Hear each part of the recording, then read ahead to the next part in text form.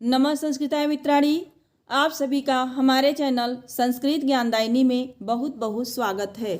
मित्रों, आज हम इस वीडियो में महाकवि भवभूति विरचित उत्तर रामचरितम के तृतीय अंक का अध्ययन करेंगे।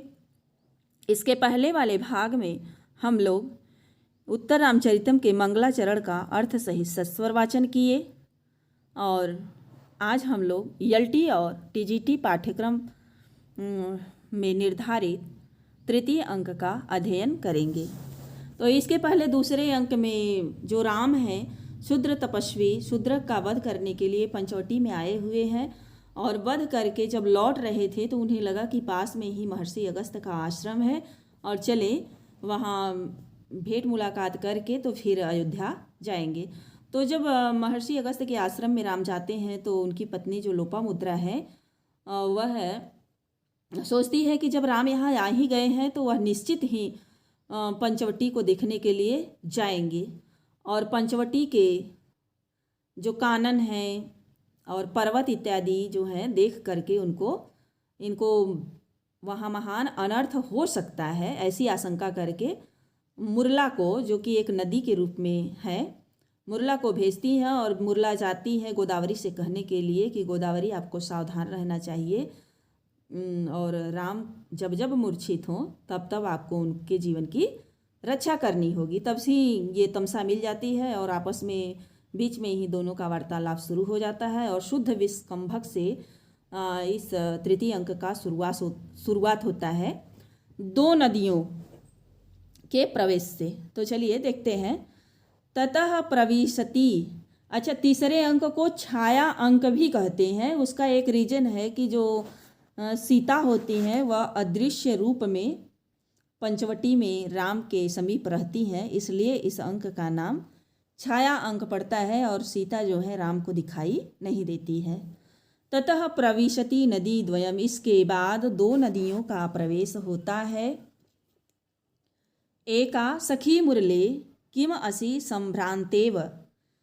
एक जो तमसा है वह कहती है सखी मुरले संभ्रांतेव किम असी, घबराई हुई सी क्यों हो। मुरला तमसा से जवाब देती है कि सखी तमसे, हे सखी तमसे, प्रेषिताश्मि भगवतो अगस्त्यस्य पत्न्या लोपामुद्रया शरीद्वरां गोदावरी अभिधातुं जानश्येव यथा वधू परित्यागात् प्रभृति। सखी तमसे अगस्त्य पत्न्या लोपामुद्रया, माने अगस्त्य की पत्नी लोपामुद्रा के द्वारा सरिद्वराम नदियों में श्रेष्ठ गोदावरी अभिधातुम, गोदावरी से कहने के लिए प्रेषितास्मि भेजी गई हूँ। यथा जैसा कि जानास्येव आप जानती हो कि वधू परित्यागात्, राम ने जब से वधू का परित्याग किया है तब से प्रभृति भी उनकी स्थिति इस प्रकार हो गई है। तो मैं भगवान अगस्त्य की पत्नी लोपामुद्रा के द्वारा नदियों में श्रेष्ठ गोदावरी से कहने के लिए भेजी गई हूँ। जैसा कि आप जानती हैं कि जब से राम ने वधू का परित्याग किया है तब से उनकी स्थिति इस प्रकार हो गई है। अनिर्भिन्नो गंभीरत्वात् अंतर्गूर्घनव्यथः ऊटपाक प्रतीकाशो रामस्य करुणो रसः। मुरला तमसा से बताती है कि रामस्य करुणो रसः, राम का करुण रस पूटपाक प्रतीकासो, पूटपाक के समान, प्रतीकाश यानी समान हो गया है।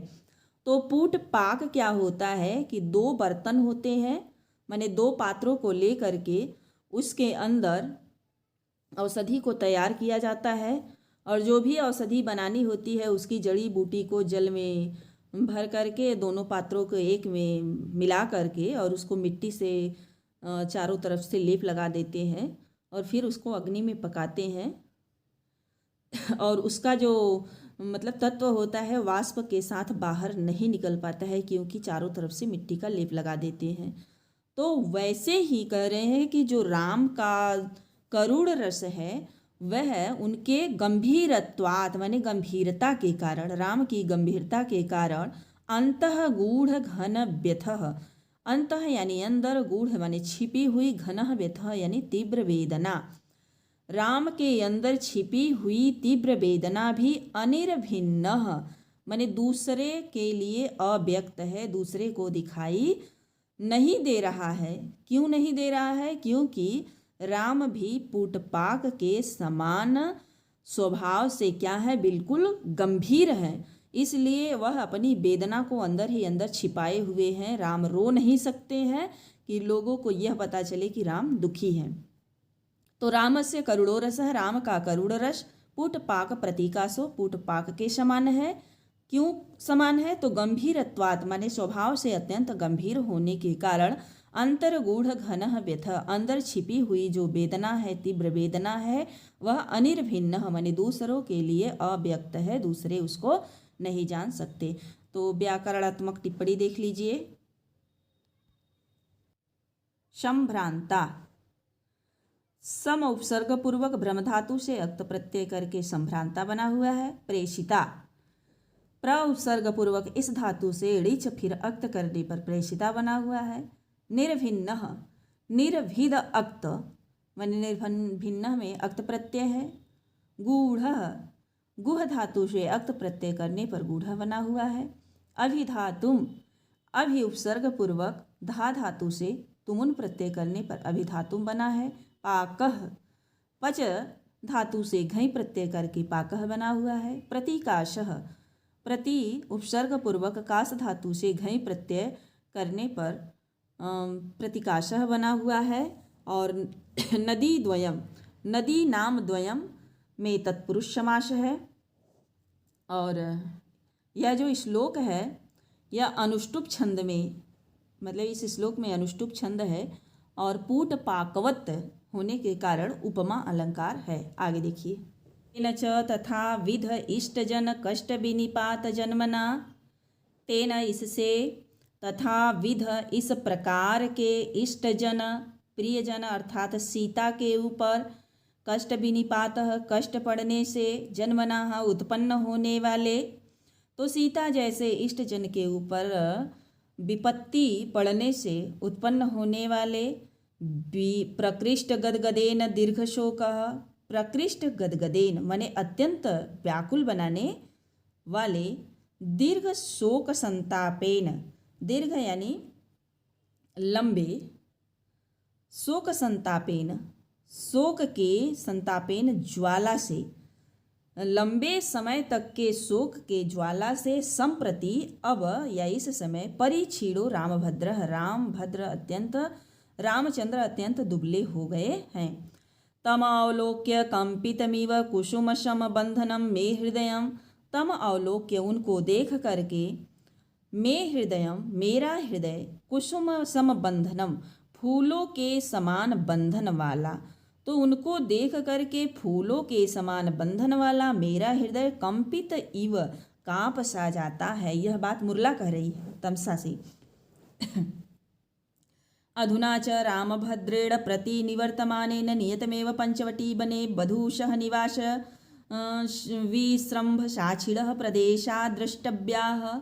अधुना, अधुना यानी इस समय, रामभद्रेण प्रति निवर्तमानेन माने लौटते हुए, रामभद्रेण रामचंद्र जी के द्वारा, नियतमेव निश्चय ही, पंचवटी बने, पंचवटी के वन में, बधू सह निवास माने सीता के साथ बिताए गए, विश्रम्भ साक्षिण एकांतिक प्रदेशों को, प्रदेशाः द्रष्टव्याः जो सीता के साथ बिताए गए एकांतिक जीवन के साक्षी प्रदेश, द्रष्टव्याः माने अवश्य ही देखे जाएंगे। तो लौटते प्रति निवर्तमानेन लौटते हुए रामभद्र के द्वारा, निश्चय ही पंचवटी के वन में सीता के साथ बिताए गए एकांतिक जीवन के साक्षी प्रदेश द्रष्टव्याः अवश्य ही देखे जाएंगे। तत्र च निसर्ग धीरस्यापि एवं विविधायाम अवस्थायाम अति गंभीर आभोग शोकक्षोभ संवेगात् पदे पदे महाप्रमादानि शोकस्थानीयानि शंकनीयानि। तत्र च और वहाँ निसर्ग धीरस्य अपि मने स्वभाव से धीर होने पर भी एवं विधायाम अवस्थायाम इस प्रकार की अवस्था में या इस प्रकार की दशा में अति गंभीर अत्यंत गंभीर और आभोग अत्यंत गंभीर आभोग मने बढ़े हुए अत्यंत गंभीर और विस्तृत शोक के कारण क्षोभ मने क्षोभ उत्पन्न होगा और उस क्षोभ से पदे पदे अच्छा क्षोभ से संवेगात मने संवेग उत्पन्न होगा राम को। इसलिए पदे पदे मने कदम कदम पर महाप्रमादानी महान अनर्थ से युक्त शोक स्थानानी शोक स्थानों की संकनियानी मने आशंका है। तो स्वभाव से धीर होते हुए भी इस प्रकार की अवस्था में अत्यंत गंभीर और बढ़े हुए शोक के कारण राम के अंदर क्षोभ उत्पन्न होगा, कष्ट पीड़ा उत्पन्न होगी और उससे फिर संवेग उत्पन्न होगा। तो संवेग उत्पन्न होने से राम क्या है कदम कदम पर मूर्छित हो सकते हैं। तो ऐसे शोक स्थानों की संकनियानी शंका की जा रही है। तद भगवती गोदावरी इसलिए हे भगवती गोदावरी त्वया तत्र भवत्या सावधानया भवितव्यम आपको तत्र भवत्या माने पूजनीया तद गोदावरी तो ये पूजनीया गोदावरी आपको सावधान रहना चाहिए भवितव्यम रहना चाहिए। तो कैसे सावधान रहना चाहिए किन उपायों से राम को जिलाना चाहिए इसके बारे में बतला रही हैं। विचिवातै सीकर छोदशीतै आकर्षद्भिः पद्मकिञ्जल्कगन्धान् मोहे मोहे रामभद्रस्य जीवं स्वैरं स्वैरं प्रेरितस्तर्पयेति। विचि वातैः विचि होता है तरंग वातई माने हवा। तो तरंगों से उठने वाली हवाओं के द्वारा तर्पयेति माने राम के जीवन की रक्षा करना। बस बात इतनी ही है। अब इसके बाद सब वातय का विशेषण है मतलब कैसे वात से राम को जिलाना गोदावरी के लिए संदेश है लोपामुद्रा का। तो शिकर छोद शीतैः शिकर यानी जल की छोद यानी छोटी छोटी बूंदों से शीतै यानी शीतल। तो जल की छोटी छोटी बूंदों से शीतल वातई हवाओं से पद्म किंजल का गंधान पद्म यानी कमल किंजल यानी पराग अगंधान माने सुगंध।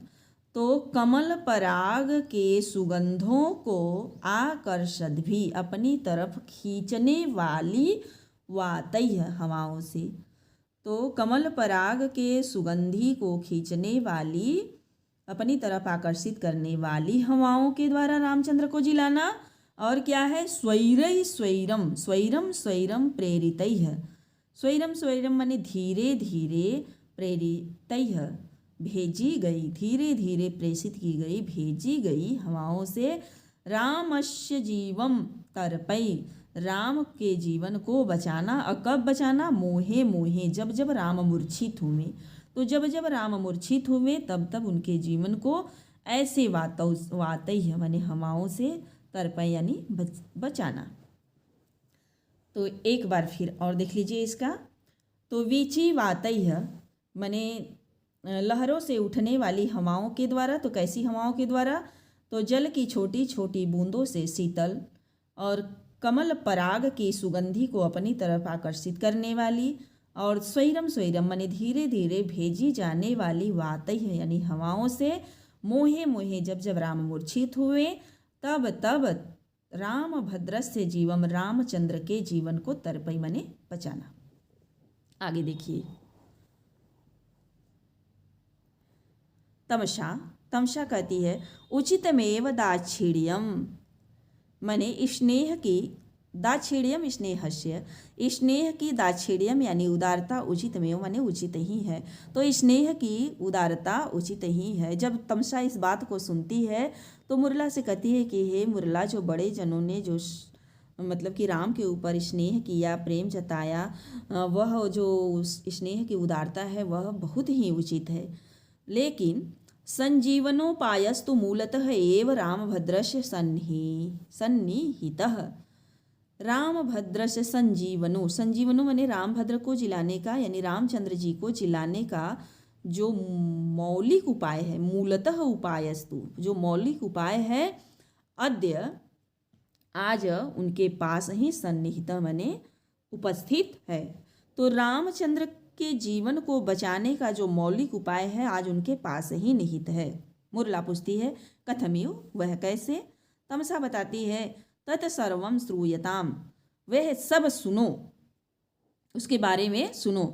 पूरा कील वाल्मीकि तपोवन उपकंठात परित्यज्य निवृत्ते लक्ष्मणे सती सीता देवी प्राप्त प्रसव वेदनाम अति दुखम संवेगात्मानं गंगा प्रवाहे निक्षिप्तवती। पूरा यानी पहले,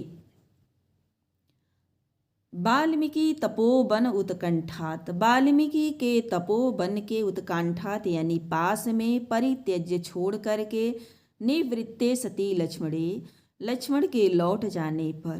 तो वाल्मीकि आश्रम के पास छोड़ करके, किसको छोड़कर? सीता को छोड़ करके लक्ष्मण के लौट जाने पर सीता देवी प्राप्त प्रसव वेदना माने उत्पन्न प्रसव पीड़ा से अति दुख संवेगात, अत्यंत दुख के कारण, माने सीता जी को प्रसव पीड़ा उत्पन्न हुई और अत्यंत दुख के कारण उनके पास कोई था नहीं, इसलिए उनको बहुत अधिक दुख हुआ और संवेग में आकर के आत्मानम गंगा प्रवाहे निक्षिप्तवती, अपने आप को गंगा में डाल दी, गंगा की धारा में डाल दी, यानी गंगा में छलांग लगा ली।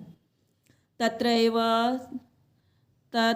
तद्दारद्वयं च प्रसूता, और तत्र माने वहीं पर, उसी गंगा में ही, दारकद्वयम माने दो पुत्र, प्रसूता माने उत्पन्न हुए, और वहीं गंगा में ही उनको दो पुत्र उत्पन्न हुए। भगवतीभ्याम पृथ्वीभ्याम भागीरथीभ्याम अभ्युत्पन्नाः रसातलं च नीता। भगवती पृथ्वी, भगवतीभ्याम पृथ्वी यानी भगवती पृथ्वी, और भागीरथीभ्याम, भागीरथी यानी गंगा के, अभ्युत्पन्ना, अभ्युत्पन्ना यानी अनुग्रह से या अनुकंपा दया करके, रसातलम च नीता, रसातल में ले जाई गई। माने कि भगवती पृथ्वी और जो गंगा है उनके ऊपर अनुकंपा करके उनको रसातल बने, रसातल में ले गई। अस्तन त्याग परेण, त्यागात परेण द्वयं च तस्य प्राचेतस्य महर्षि गंगादेव्या समर्पितं स्वयं। अस्तन त्यागात परेण माने दूध छोड़ देने के बाद, स्तन छोड़ देने के बाद, दारक द्वयम माने दोनों पुत्रों को, गंगा देवी ने दोनों पुत्रों को, प्राचेतस्य महर्षि, प्राचेतस यानी वाल्मीकि, महर्षि वाल्मीकि को स्वयं समर्पितम, स्वयं ला करके सौंप दी। तो दूध छोड़ देने के बाद दोनों पुत्रों को गंगा देवी ने स्वयं ला करके महर्षि वाल्मीकि को सौंप दी। व्याकरणात्मक टिप्पणी देख लीजिए। विनिपातः, वी और नी उपसर्ग पूर्वक पत धातु से घई प्रत्यय करने से विनिपातः बना हुआ है। अतितराम, अति तरप, तरप प्रत्यय से आम करके अतितराम बना हुआ है। परिछीड़ः, परि उपसर्ग पूर्वक छी धातु से अक्त प्रत्यय करने पर परिछीड़ः बना है।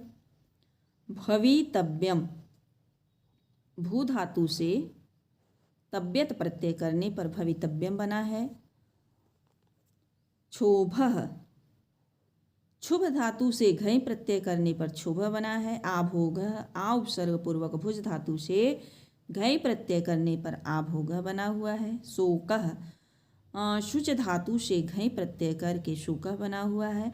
आकर्षद भी आ उपसर्ग पूर्वक कृष धातु से सत्री प्रत्यय करने से आकर्षद भी सत्री आकर्षद बना और उसके बाद तृतीया के बहुवचन में आकर्षद भी बना। प्रेरितैः प्र उपसर्ग पूर्वक इद अफेरड़ेच से अक्त प्रत्यय करके प्रेरितैः बना हुआ है। तर्पय मध्यम लोट लकार मध्यम पुरुष एक वचन का रूप है। और जो यह श्लोक है दूसरा, इसमें शालिनी छंद है और समुच्चय अलंकार है। तो मित्रों, आज यहीं तक। इसके आगे का भाग मैं अगले वीडियो में लेकर के आऊँगी। और यदि आप हमारे चैनल पर नए हैं तो चैनल को सब्सक्राइब कर लें और बेल आइकन को प्रेस करें, ताकि हम जो भी वीडियो अपलोड करें उसका नोटिफिकेशन सबसे पहले आपको प्राप्त होवे। और वीडियो को ज़्यादा से ज़्यादा मित्रों में शेयर करें। धन्यवाद।